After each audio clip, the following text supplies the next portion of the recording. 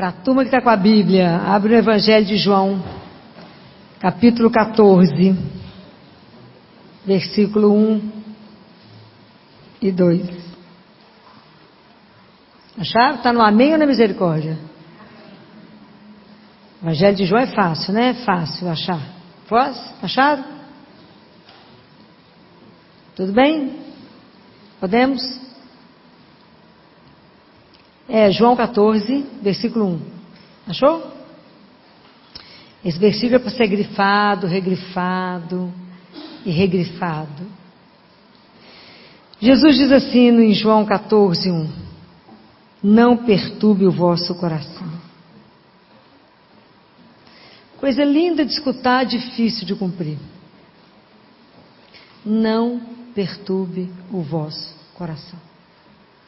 Jesus diz que coração perturbado é a ausência de confiança nele. Coração inquieto, coração perturbado, aquela coisa que não te deixa em paz, aquela coisa que algo te incomoda, você não consegue fazer nada. Isso é a ausência de confiança em Deus. Então, se a gente só com esse versículo, hoje a gente faz uma conversa longa. Porque quantas situações na nossa vida a gente vai viver nessa inquietude. Ele fala que essa inquietude é porque nós queremos ter o controle das coisas e fazer com que as coisas aconteçam do jeito que a gente quer. A nossa dificuldade em se abandonar nas mãos dele. Ele fala, se é uma pessoa que te incomoda, se é uma situação que te incomoda, se é algo que não sai da sua cabeça, não sai do seu coração, está tirando o seu sono, está te fazendo perder peso, não deixa comer, entrega para mim. Mas Jesus, eu acho que eu vou te entregar, porque eu acho que você não vai saber resolver isso. E se é alguma coisa que às vezes você deseja profundamente, você não entrega por quê? Porque se você acha que é alguma coisa muito boa para você, a gente não acredita que se a gente que está querendo acha que é bom para nós, infinitamente mais Ele vai dar aquilo que for ótimo. Então o que é que nos falta? Por que a gente vive essa inquietude? Aí vive um antidepressivo, na ansiedade, né? Come os dedos da mão, os dedos do pé, de tanta aflição na alma, aquela agonia na alma. E não perturbe o vosso coração. Por isso que eu falei que é uma frase que dá um impacto quando a gente escuta. Mas o quanto que é difícil a gente viver isso todos os dias. Porque todos os dias Deus se preocupa com os detalhes da nossa vida. Então por que você está inquieto com o quê? Volta até Ele, entrega, faz a entrega. Faça uma entrega. Ele fala, se nenhum fio de cabelo da sua cabeça cai sem a permissão do Pai, está inquieto por quê? É impressionante. É para a gente morrer de vergonha. A gente sabe onde é que põe a mão, fala, o que eu faço agora? Porque Ele já desvelou que a gente está aqui, vem à missa, comunga e não confia. Se entrega, se abandona. Isso é uma experiência espetacular. Não perturbe o vosso coração. Se vocês pararem agora e pensar o que vocês tiveram durante o dia hoje, por quantas coisas vocês estiveram tumultuados, agitados, preocupados, agoniados. E resultou em quê? Nada. Aliás, você ficou nervosa, brigou com um tanto de gente, fez um tanto de coisa que não resolveu em nada. Se eu tivesse ajoelhado e falado, Jesus, deixa eu te entregar essa situação que está me incomodando, agora eu vou descansar no Senhor, te garanto que se eu disse, tipo, pelo menos diminuído o radical livre para não dar tanta ruga. Que a gente fica preocupado, fica inquieto, começa a discutir com a gente mesmo, e se é alguma situação difícil, você arruma. Você tem várias soluções para a situação, discute com a pessoa, faz um discurso, e a situação não acontece. Pare de perturbar o vosso coração. Quanto disso tira a nossa paz? Quanto disso tira a oportunidade de a gente viver de verdade na presença de Deus? Porque o tanto que a gente fica perturbado nos tira do centro que é o Senhor. Porque cada vez que eu me perturbo, eu esqueço que Ele é o Senhor da minha vida. Compreendem? A gente esquece que Ele é o Senhor. A gente acha que a gente é que é a dona da nossa vida o tempo inteiro. Então todas as vezes, por isso que tantas vezes a gente vai e volta, o nosso caminho espiritual, ele não vai. Porque a gente não consegue cumprir um versículo. Não perturbe o vosso coração. A gente está perturbado às vezes com um tanto de nada e nos tira do foco. E ele fala assim: credes em Deus e crede também em mim. Quando ele fala isso, aqui não são dois atos. Crede em Deus e crede em mim. É um ato só. Então, por que eu não perturbo? Porque eu creio que Deus, que é o nosso Pai, através de Jesus, que é o Filho dele, fez o plano de salvação para nós. Nos tirou das trevas e nos levou para o reino de luz. Jesus veio nos salvar. Então eu creio nesse plano de salvação de Deus na nossa vida. Eu creio que se cumpriu em Jesus. E creio porque Jesus veio, o rosto de Deus foi mostrado ao mundo, igual ele disse a Filipe. Mostra-nos o Pai, isso basta. Ele falou: Filipe, eu estou com vocês há tanto tempo. Quem me vê o Pai. Porque o Pai é amor. É a revelação de Deus ao mundo. Então é tão interessante como é que Deus tem o caminho dele, tem a forma dele de fazer as coisas. Porque tudo de Deus é muito devagar. E tudo de Deus é na humildade. Tudo que a gente gosta. Então, vocês imaginem que Jesus se encarna e vem ao mundo de uma forma que é difícil as pessoas reconhecerem Ele como Deus.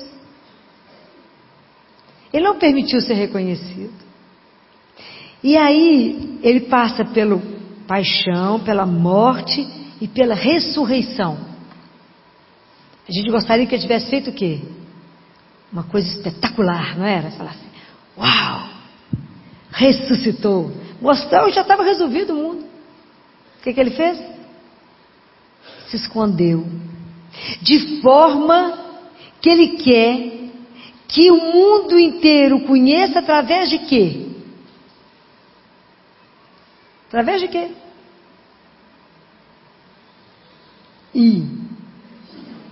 Através de quê que Jesus quer ser conhecido? Não, mas e quem é que vai revelar esse amor? Quem é que vai revelar esse amor? Muito bem. Então Deus quer que o nome dele, como é que Deus vai escrevendo a história, dentro da grande história do mundo, como é que Deus vai escrevendo a história dele tão lentamente? Porque para que o outro conheça, ele quer que chegue através de quem? De você. Descobriram? Jesus não manifestou a ressurreição, que ele podia ter feito isso de uma forma gloriosa, de uma forma que deixou o mundo embasbacado. Não fez isso. Mas ele quer que você dê testemunho que ele é vivo. Coisa simples, né? Porque na verdade todos os dias ele bate a nossa porta. E se a gente abrir, tudo é devagarzinho com Deus, lentamente ele vai permitindo que a gente veja. E à medida que eu vejo, eu dou testemunho. Aí nós vamos na carta de Pedro. Eu pôr vocês bom de Bíblia, vocês vão ver. Primeira carta de Pedro. Carta de Pedro está lá no final, quase em Apocalipse. Quer dizer, antes de Pedro, depois de Pedro vem João, já vem Apocalipse. Primeira carta de João. Acharam a primeira carta de Pedro? Está no Amém ou na Misericórdia? Primeira carta de Pedro, está lá, depois de Hebreus, vamos lá no finalzinho, volta de Apocalipse para trás. Apocalipse, depois são as 3 cartas de João, depois já é Pedro. Ajuda já que achar aí a carta de Pedro, achou? Amém? Acharam a carta de Pedro? Então vocês grifam isso que nós vamos ter que aprender isso. Primeira carta de Pedro, capítulo 2, no versículo 9. Mas vós sois uma raça eleita, um sacerdócio real, uma nação santa, o povo de sua particular propriedade. E isso estava na missa domingo. Ninguém lembra, mas estava lá. A fim de que proclameis as excelências daquele que vos chamou das trevas para a sua luz maravilhosa. Compreendeu a missão? Está aqui, vou ler de novo. Mas vós, cada um de nós, sois uma raça eleita, um sacerdócio real, uma nação santa, o povo de sua particular propriedade, a fim de que proclameis as excelências daquele que vos chamou das trevas para a sua luz maravilhosa. Então, quando a gente escuta, espero que vocês tenham tido esse impacto na missa, que quando vocês ouviram isso, esse chamado de Pedro, isso é um chamado, uma sacudida, que nos põe na consciência de que fala, eu tenho que dar testemunho, eu tenho que contar as excelências, eu tenho que proclamar as excelências daquele que me tirou da escuridão para a luz. Prestou atenção no compromisso da nossa vida? Eu tenho que parar e pensar e colocar, pensar no como é que eu estou levando a minha vida, avaliar a minha consciência e falar como é que eu estou dando testemunho desse Deus maravilhoso que fala comigo, não perturbe o vosso coração.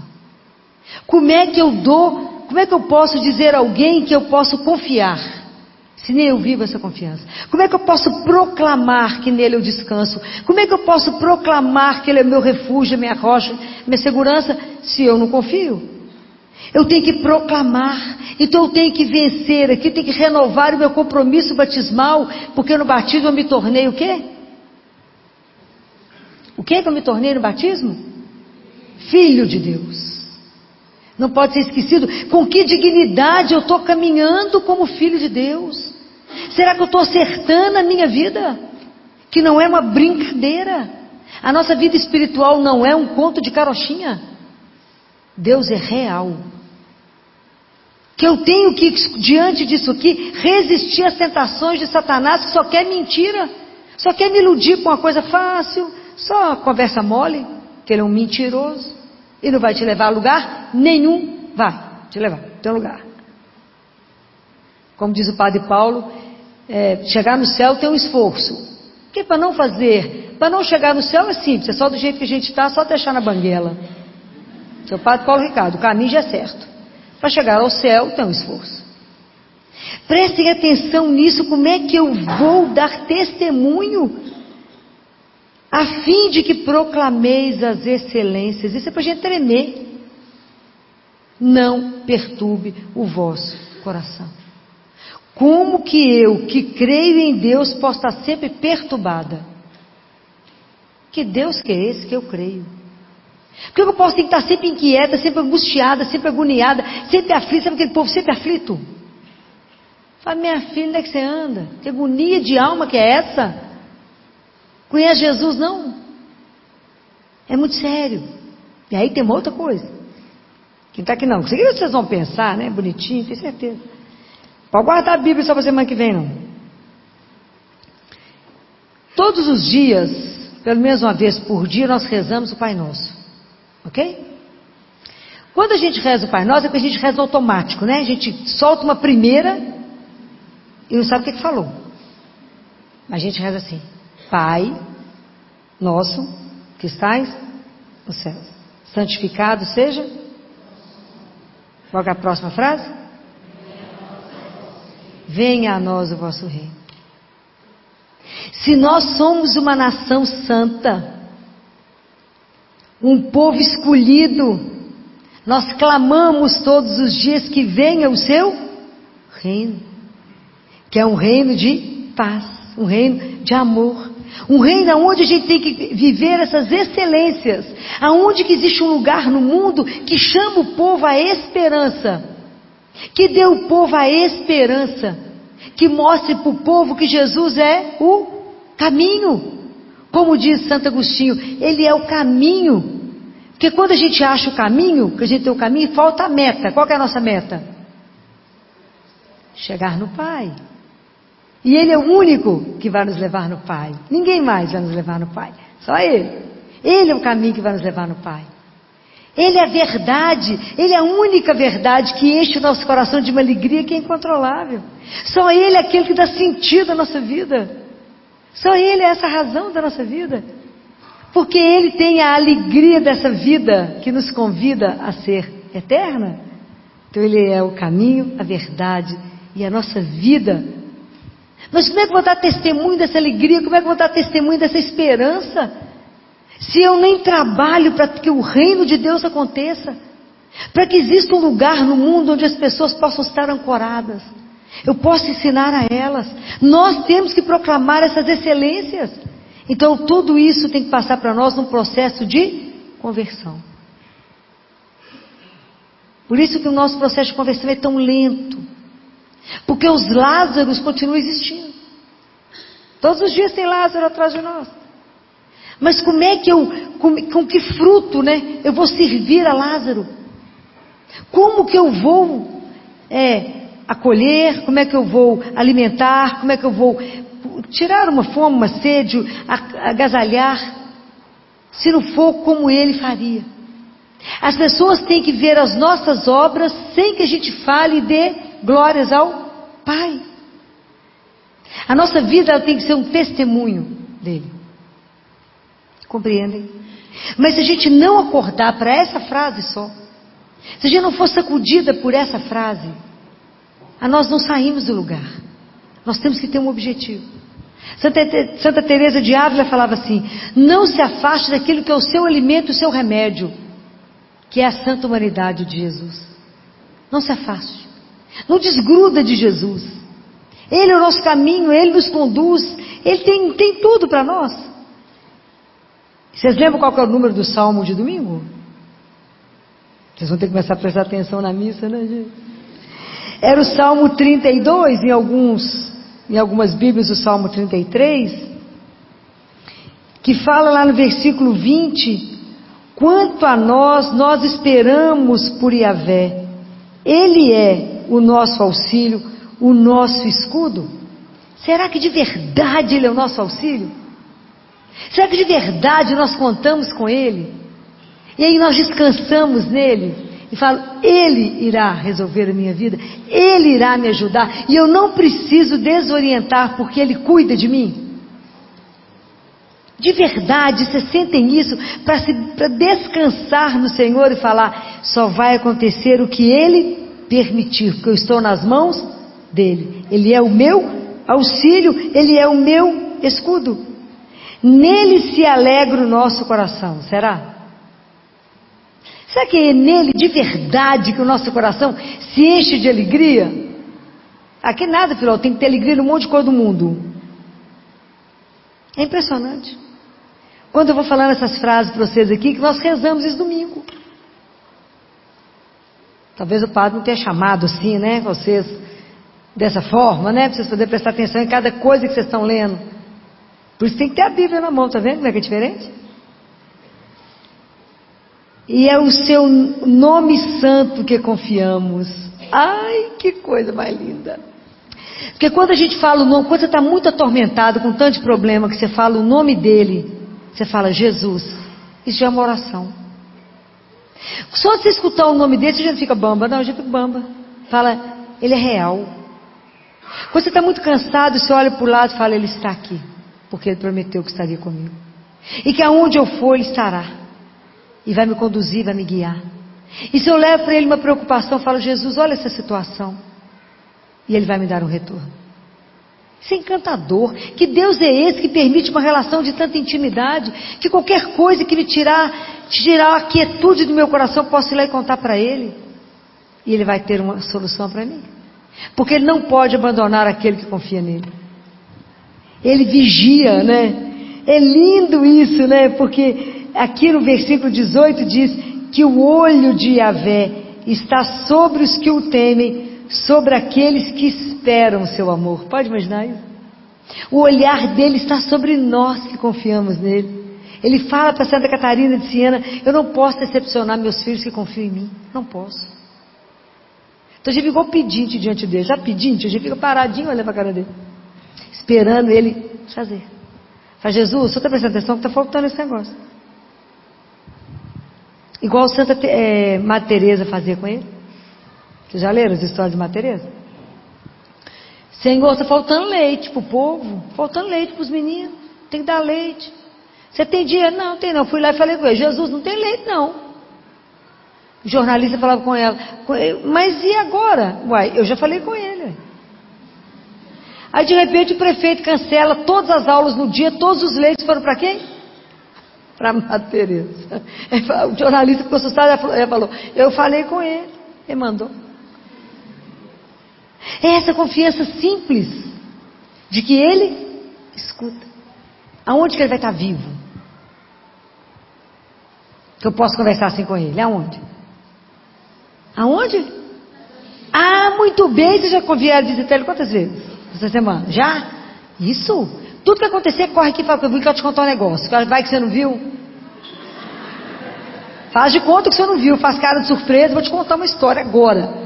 Me ajuda, simples assim. Chega aqui e fala: Jesus, deixa eu só te contar um negócio, o senhor me ajuda? Então tá, obrigado. Não, Pai, Filho e Espírito Santo, não pode ir embora. Se você tem 5 minutos, vai lá, tem meia hora, vai lá. Tem o tempo que você tiver, vai lá e conta para ele. Vocês vão diminuir tanto sofrimento, tanta dor de cabeça, tanta agonia de alma, tanta noite sem dormir, tanta insônia. Mas não tem problema não, eu não, já entreguei tudo, né? Ele resolve. Como? Do jeito que ele achar, que ele não acha, do jeito que ele sabe que será melhor. Compreendem? É simples, mas a gente precisa pedir a ele essa graça. Jesus, me ajuda, eu quero viver de verdade isso que nós lemos hoje. De verdade eu quero que cumpra na nossa vida, e eu não quero que meu coração se perturbe com mais nada. Aquilo que vier inquietar o meu coração, eu falo: peraí, vai inquietar, não, que eu vou contar para quem resolve. Nem acaba o resto da história. Falo: vamos lá contar lá diante do Santíssimo, que a gente já, né, evita o problema de ter que repetir. Vai lá e conta para ele, fala que Jesus escuta junto comigo o que estão falando aqui. Conta para ele. E fala: a partir de agora não me pertence, pertence ao Senhor. Não vou inquietar, porque eu tenho que estar livre para fazer a vontade de Deus. Atento para poder testemunhar com a minha vida. Quantos não o conhecem? Quantos estão aflitos? Quantos estão agoniados? Porque nunca ouviram falar que poderia viver isso? Porque nunca abriu a palavra de Deus? Nem sabe que está escrito, nem sabe que é nação santa, nem sabe que ele é um sacerdote real, nem sabe, que ninguém contou. Foi na igreja, aquilo que eu falei com vocês a semana passada. A gente é treinado a entrar na igreja, mas não é treinado a ouvir. Então a gente entra e sai. Se alguém perguntar assim para você lá fora: qual que foi o evangelho de hoje? Você fala: peraí, o que foi o evangelho mesmo hoje? Acabou de sair da missa. Fomos treinados a entrar na igreja, não fomos treinados para ouvir a palavra de Deus. E essa palavra é o nosso sustento. É ela que nos faz caminhar aonde precisar. É ela que nos dá força. É ela que no meio do tumulto, no meio da dor, você vai escutar ele repetir para você: não perturbe o vosso coração, creia em mim. Acabou o problema naquele momento. Falou: até fiquei bambinha aqui agora, tudo certo. Isso é o nosso testemunho. Não testemunho de palavras, é o testemunho de vida. As pessoas têm que saber que ele está vivo. Isso que Jesus quer, que a gente anuncie ao mundo. Ele podia ter feito qualquer coisa, mas por que Jesus só quis isso desse jeito tão difícil? Assim que ele quis.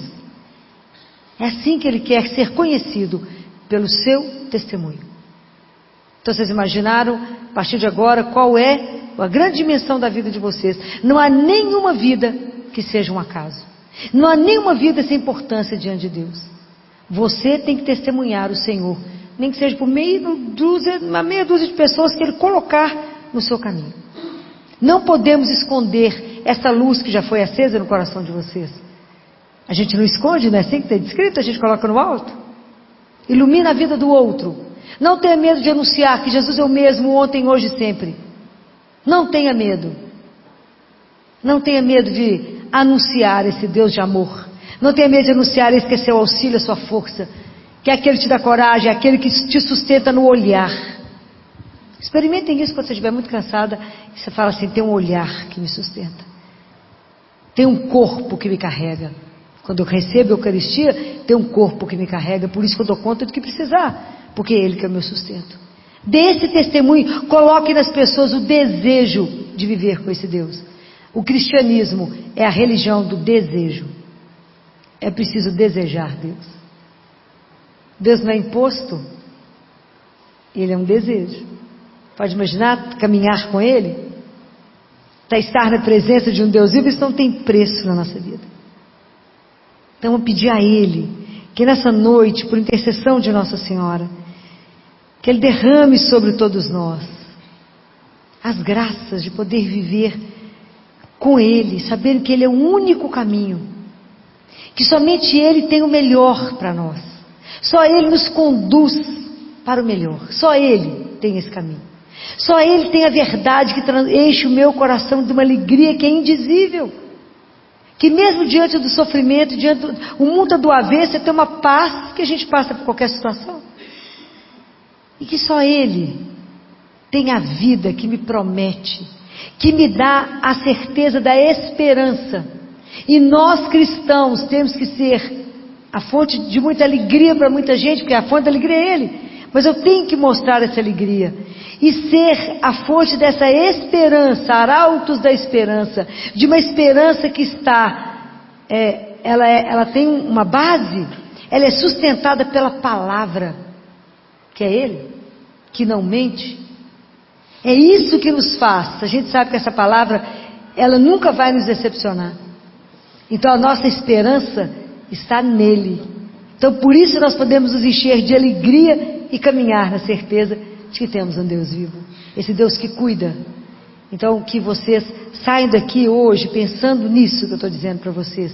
Não perturbe o vosso coração. Não permita que ninguém roube a sua paz. Não permita que nenhuma situação te faça desistir, desanimar, deprimir ou achar que é impossível resolver alguma coisa. O nosso Deus é o Deus impossível. Louvado seja nosso Senhor Jesus Cristo.